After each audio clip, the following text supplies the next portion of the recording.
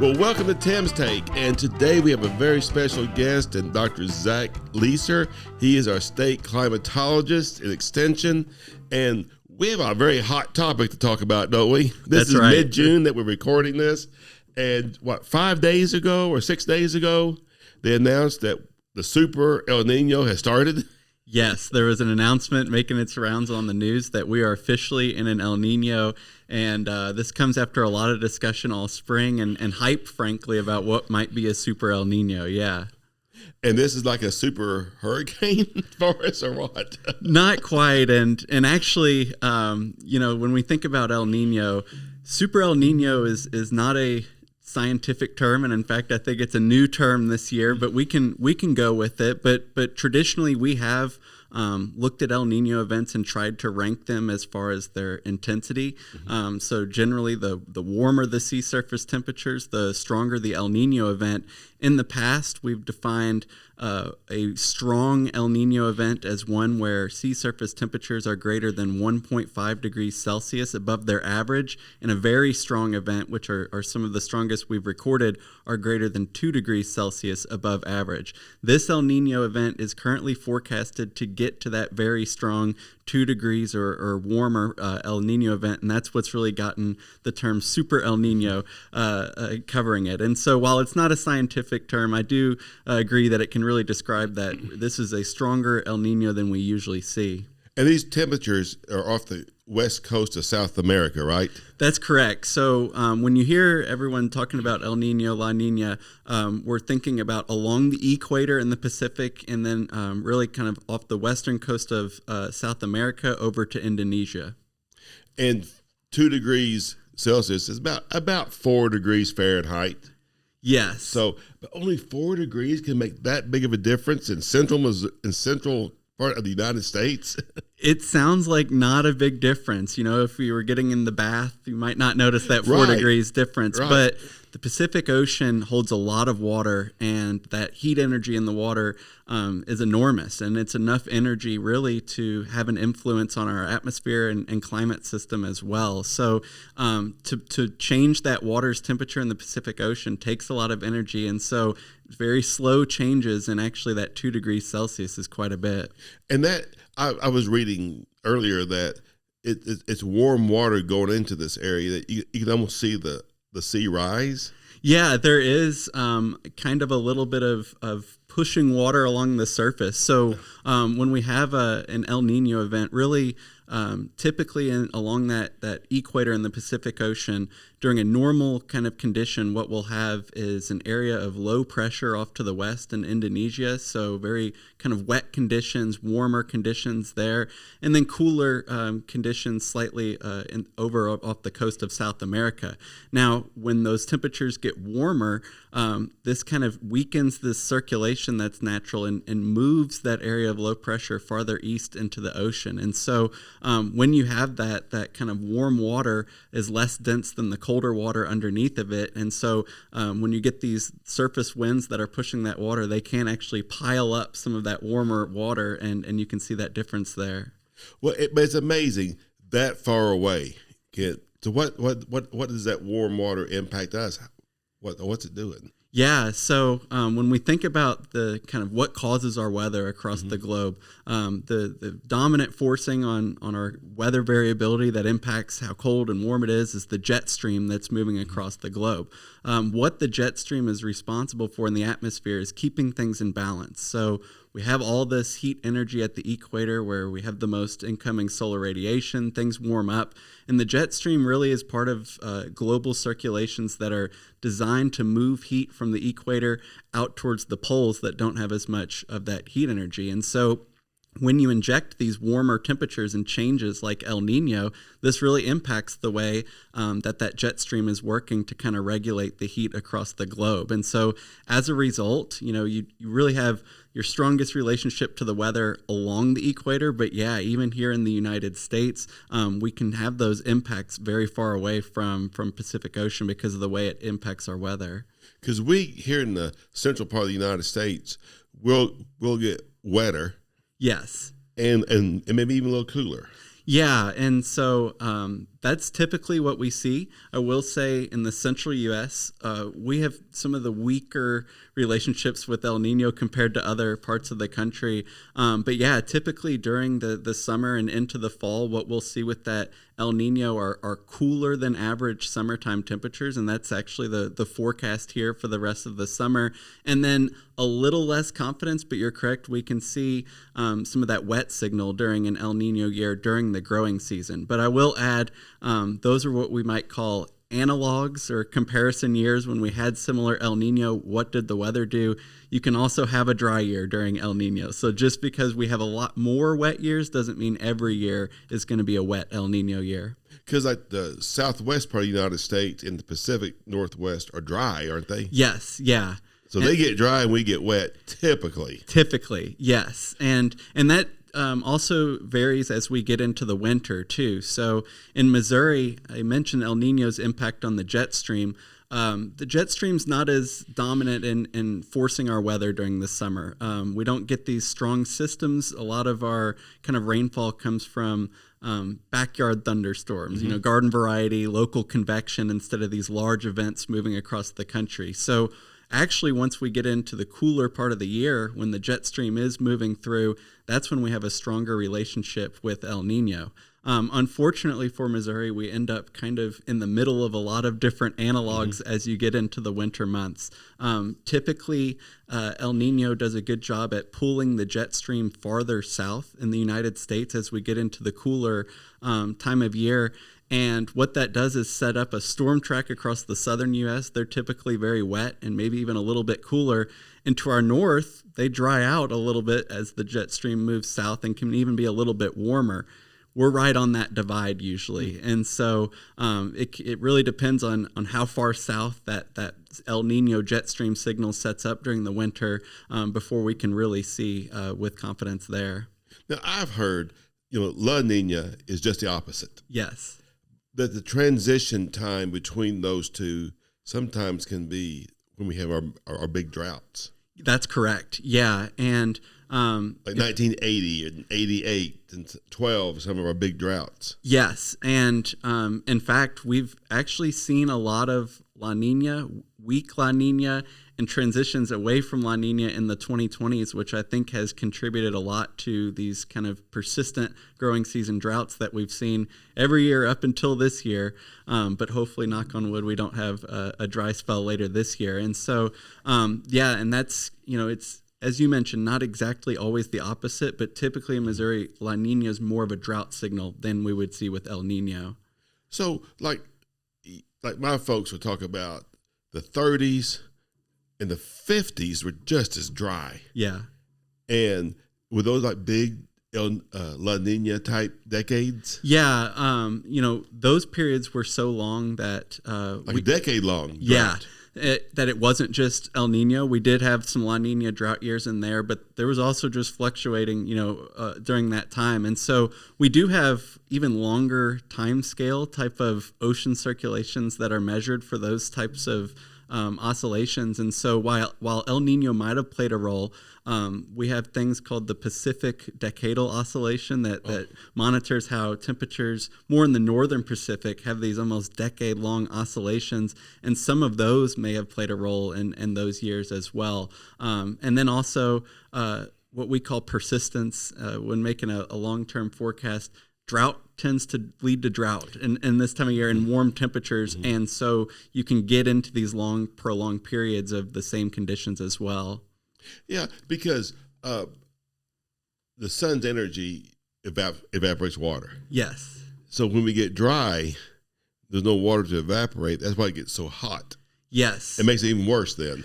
You can get in a really quick drought feedback loop where initially just some warm temperatures for a period removes a lot of water from the soil through evaporation and transpiration, and that literally requires then less energy to heat the Earth's surface because water requires more energy to heat up, and so you get an initially warm temperature that becomes even warmer, and then you just speed up how much you're evaporating and removing water. So because of that, when we get into the summertime, and again, the jet stream's not along to bring some big weather systems, sometimes that can even impact your local meteorology, where it can be a hot day where you might have the energy for some pop-up thunderstorms, but maybe there's not enough local moisture. And so that also plays a role when we think about summertime forecasting and drought, especially in this part of the country. That's why it takes sometimes a big event to break a drought. Yes, that's correct. Yeah.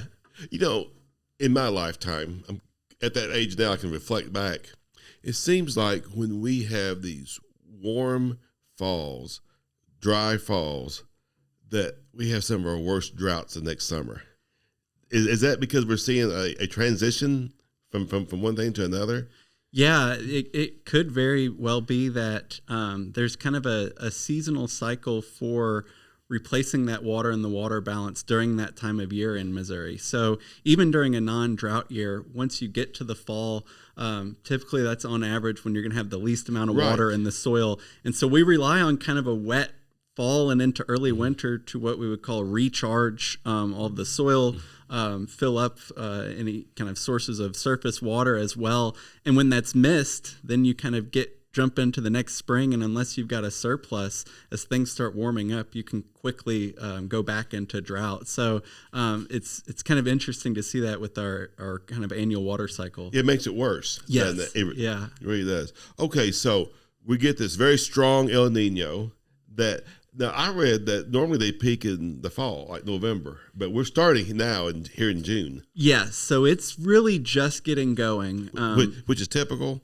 Yeah, so it's typical in that we see these kind of peak in the colder months sometimes. Although I will say El Nino, La Nina, they kind of fluctuate anywhere from 2 to 5 years, and they can kind of transition during any time of the year. But what we're seeing is pretty typical, and honestly, what's expected is pretty typical too. And that's here today. We've kind of just gotten to where some of the weekly averaged ocean temperatures in that area are just above 0.5 degrees Celsius above average. That's the official definition of a weak El Nino and the bare minimum threshold there. So we're there, and now we're kind of expecting kind of a linear increase in temperatures up until about the middle of winter. And that's when it's expected to peak.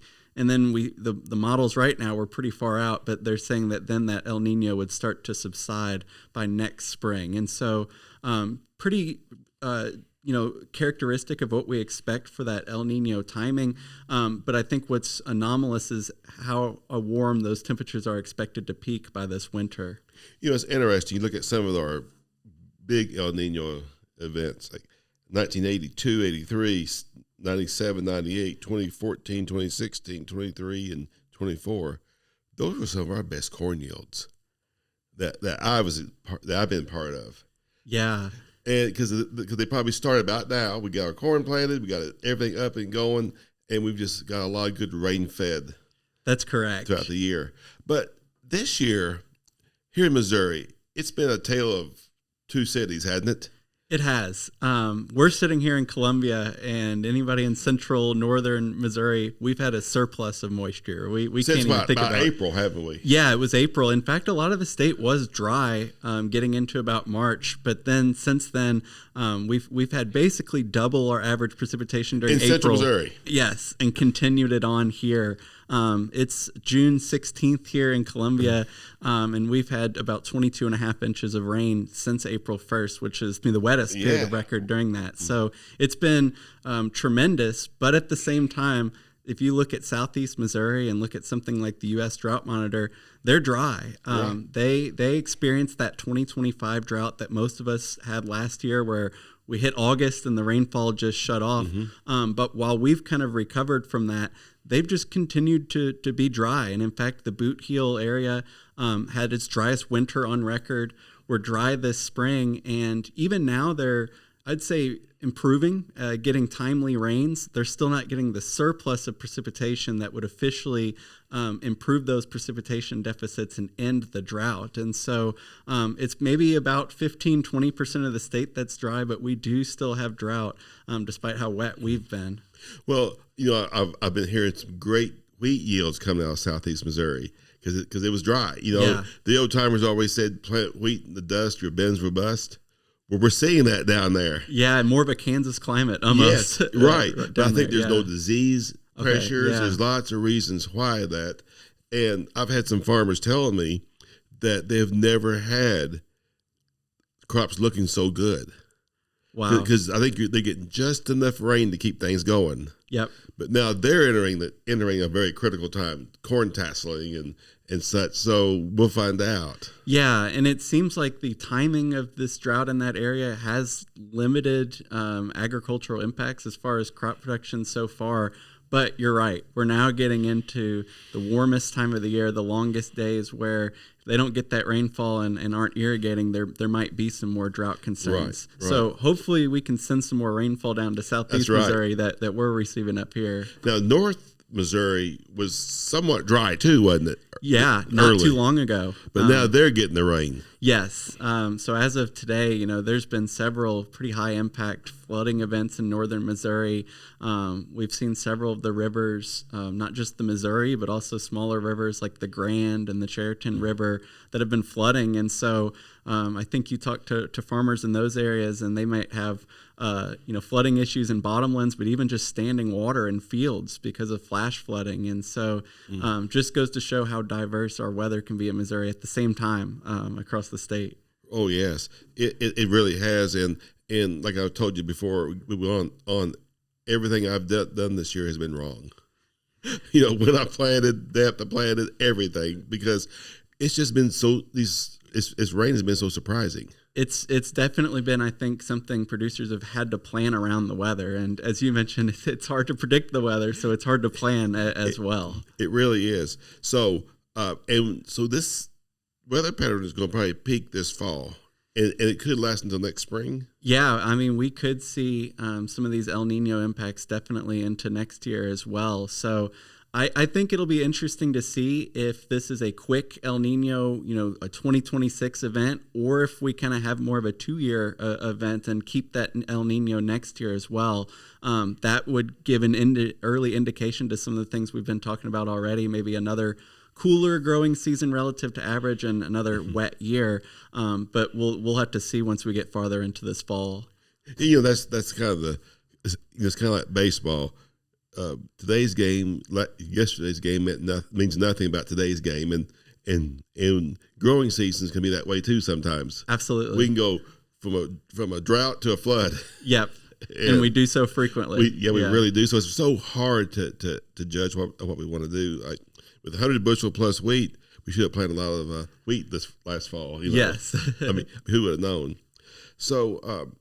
Do we always have to be either in the El Nino or a La Nina? I mean, we're also sometimes in neutral, aren't we? Yeah, and that's what they call it. Is they would call it a El Nino Southern Oscillation is the acronym, so ENSO, and it'd be an ENSO neutral status. Now, typically this doesn't last a whole long time, and we don't see dominant impacts as when you have a stronger La Nina or El Nino, but that can be our conditions. But usually, just because of the nature of the circulation, the oscillation wants to go either warm or cold, and so that transition, you don't see it sustained for a long time. But we've actually had kind of maybe a slower transition from La Nina to El Nino this year. It's taken its time to arrive, and we've been in neutral since about February or March. Which normally could be good, though, right? Yes, yeah. You don't want a quick evolution, and then you wouldn't have that forecasting signal. So the longer, kind of slowly evolving El Nino or La Nina helps us to better predict and characterize what we might see. Your colleagues in forestry, I'm throwing this at you cold. With the tree rings, they can go back and look. These were probably El Nino years or other type years. Yeah, because of the rainfall and absolutely. When we think about what did El Nino influence that year, it's hard to point to a specific event, like maybe there was a bad severe weather outbreak or a big snowstorm.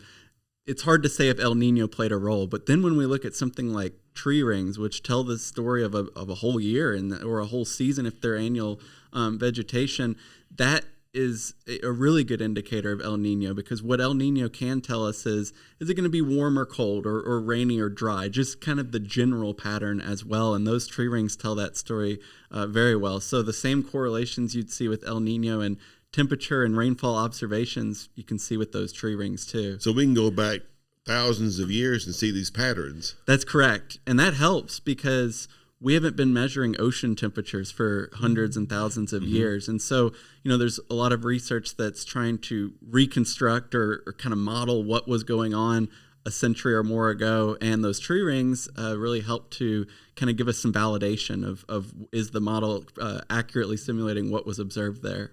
Right. Right. Now, for our farmers and others out, using your Mesonet, you can kind of look and see what's happening as far as weather goes, as far as rainfall is happening. Yes, and a lot of people think about the Missouri Mesonet as a kind of network of weather stations as real-time information, which it is, and it provides very high-quality data.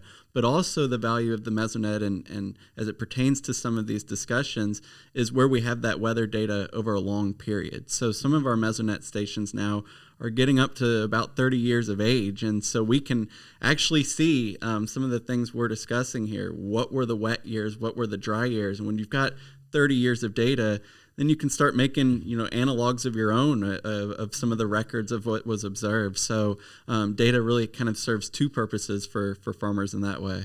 It seems like your predecessor, Pat Gannan, and I heard you say this too, starting in the 1990s, it got really wet. Yes.